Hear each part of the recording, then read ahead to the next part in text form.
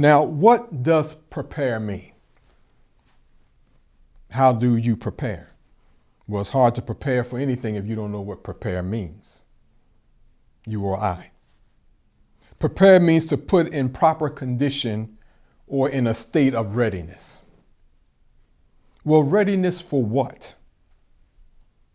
Readiness for whom? And readiness for what consequential events?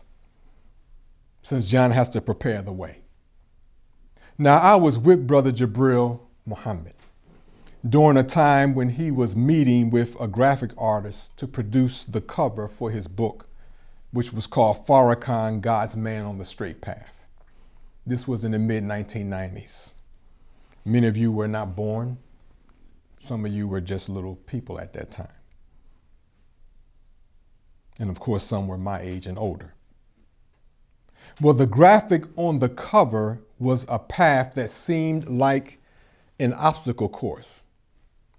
The path was strikingly winding, twisted, and crooked. And it was fraught with many obstacles. This is the book cover of Brother Jabril's book, Farrakhan, God's Man on the Straight Path.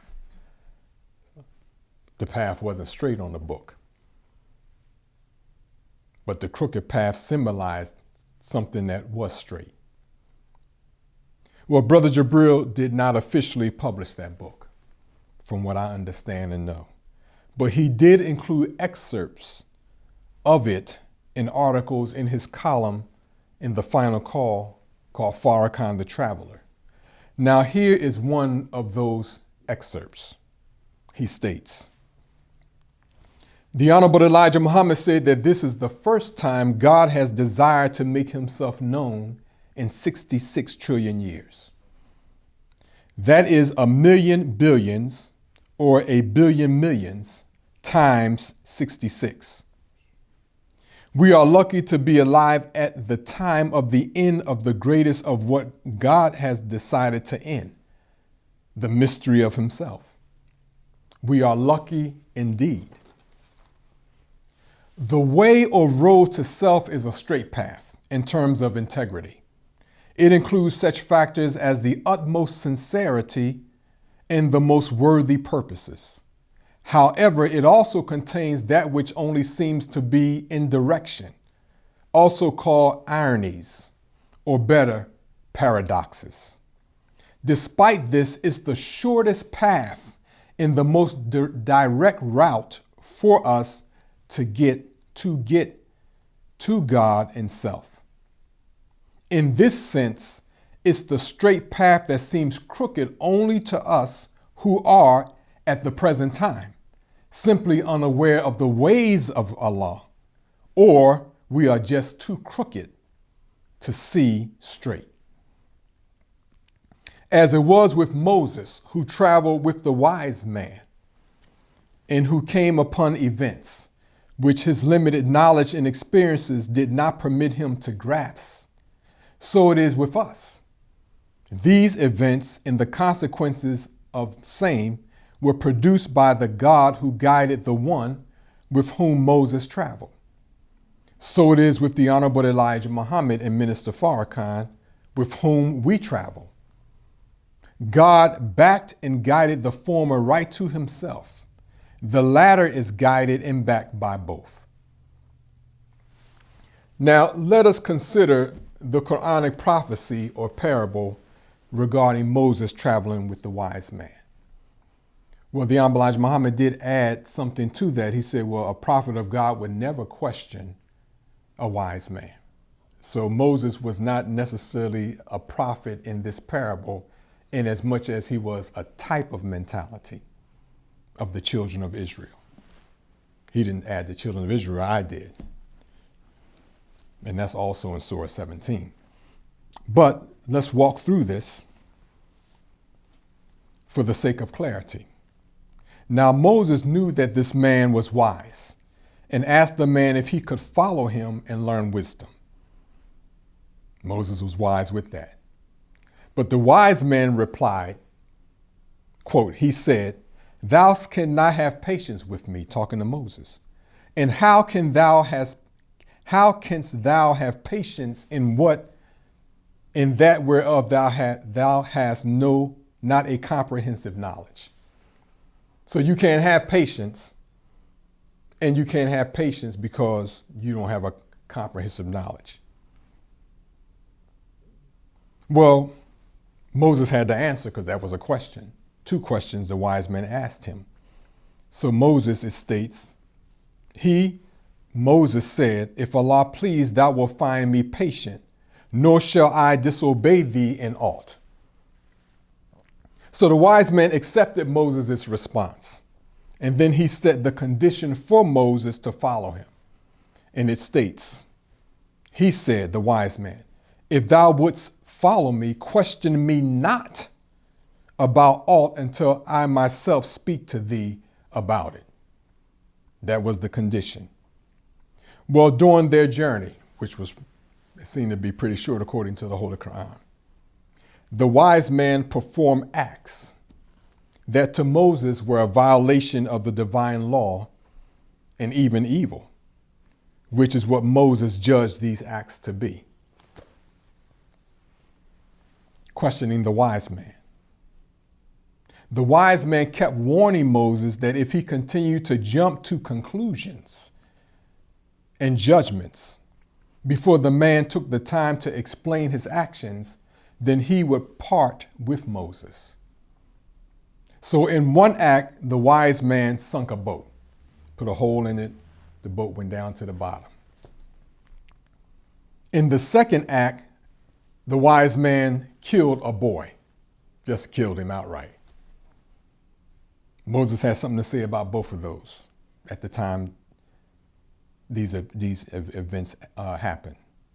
In the third act, the wise man took the time to fix a wall that was broken down, even after the people in that town were unhospitable to them.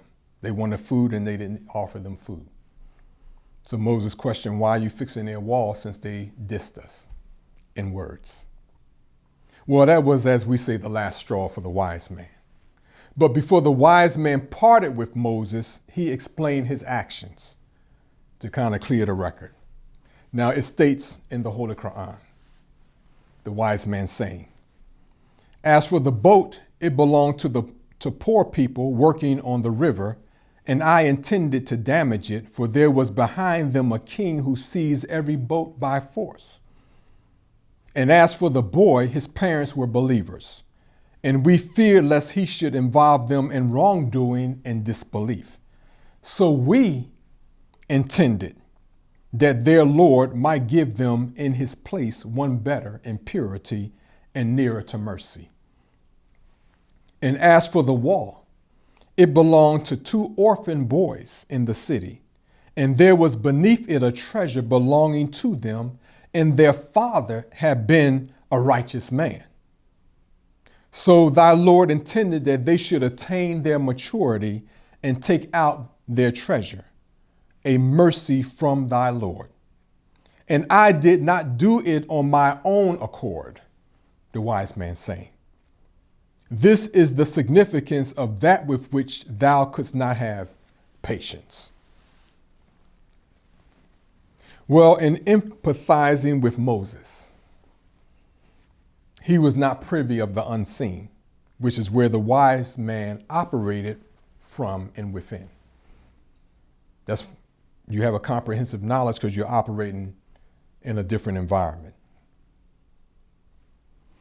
So there was a higher law at work, but Moses did not know that law.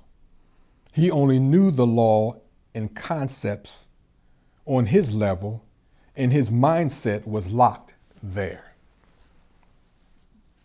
Of course, he could have had faith, or he could have just been obedient and just waited for the man to explain things to him.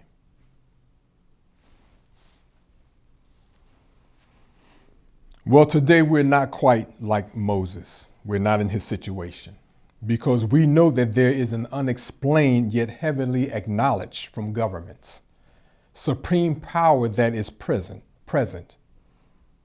in what this world refers to as UFOs or unidentified flying objects.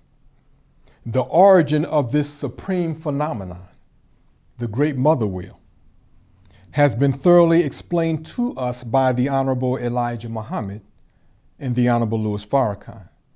But we are not always mindful of that reality. So we tend to judge things according to our very limited scope of activity. Now, could this be why the Honorable Louis Farrakhan declared before the world, immediately after this year's Savior's Day address by Brother Student Minister Ishmael Muhammad? He declared that the lost foundation of Islam is unraveling, the second of two nations. Or is it other reasons why the lost foundation of Islam is unraveling? So should the entire world expect to witness this unraveling, just as we're witnessing the unraveling of the United States government?